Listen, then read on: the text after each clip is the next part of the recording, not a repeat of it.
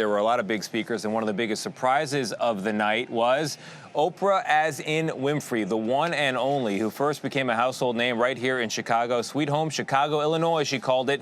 It was a resounding speech-length endorsement for Vice President Kamala Harris, encouraging Americans to choose optimism over cynicism and inclusion over retribution. Values and character matter most of all. In leadership and in life.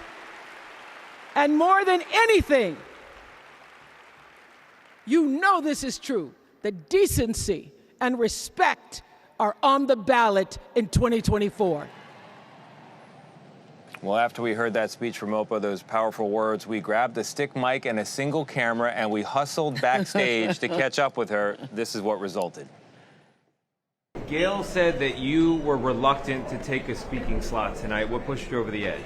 Well, I feel the momentum of this moment and this time, and I feel even before Michelle Obama said it last night, I feel like we all have to do our part, we all have to do something, and I feel that, you know, we all have been in multiple conversations about what's going to happen, what should we do, what can be done, and now that we have this opportunity, I felt like I should grab this opportunity. So when they called and asked, I said yes. Your capital with the public is enormous, trusted, respected.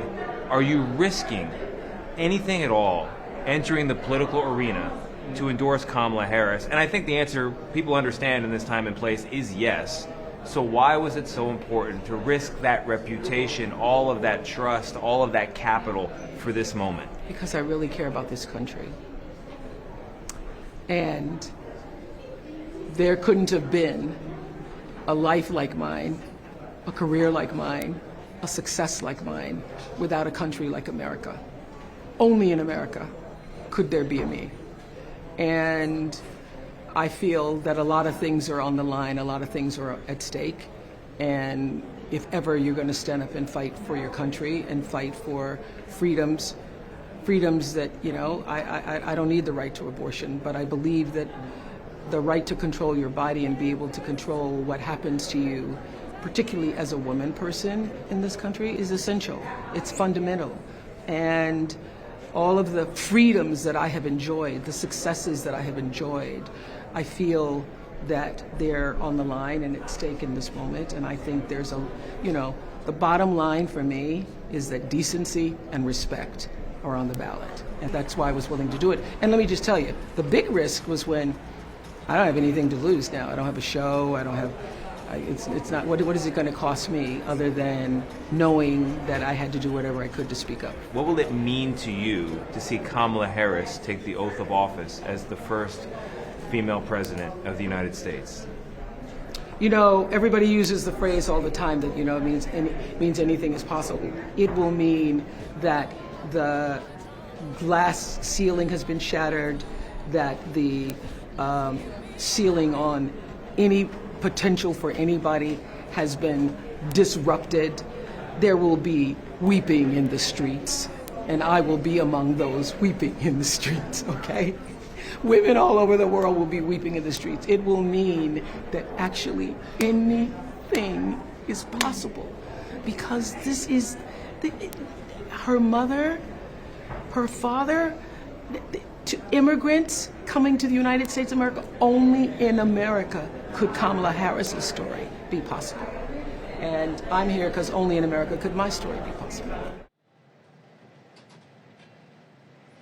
She seemed to get very emotional when she was talking to you, Tony. Yeah, I was surprised by that. Me but then too. The way she describes it, I remember when Kamala Harris became the vice president, she said there's no way to measure what this means for women of all colors. And then for her to take that next step from vice president to president, I mean, the word that summarizes it in Oprah's view is just amen. Well, I can tell you that she only did it, because it was you, because she said, oh, so Tony's doing the interview? I go, yes, Tony's doing the interview.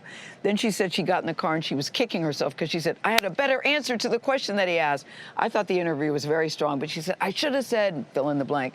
But her team sent me a very funny picture. She was rushing because she was going to the airport, heading to New York because she has a big photo shoot today. And so there's Oprah waiting for you, and that's her Tony, I gotta go face. That's my I know that face. That's my just one more question. Just one more question. And she, you know, she says the truth is the most powerful tool we all have, and she certainly spoke hers last night. Yeah, and she was tweaking and working on this speech. I think she knocked it out of the park. She also said, I just thought I did okay. No, you did more than okay. You did more than okay. She knocked it out of the park. A really great job. I think so, too. It's going to resound for a long, long time.